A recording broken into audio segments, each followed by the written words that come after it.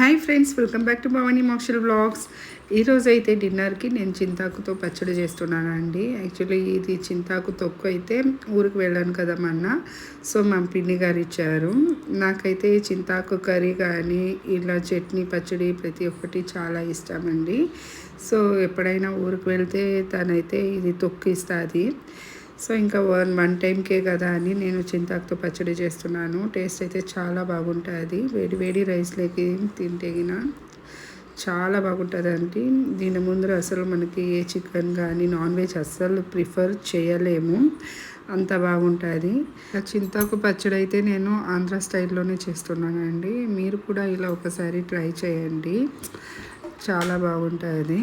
ఇంకా మా ఆయనకైతే నేను వడ్డించాను. మా ఆయనకి కూడా ఫేవరెట్ అండి ఇది చింతాకు పచ్చడి, చాలా ఇష్టంగా అయితే తింటారు.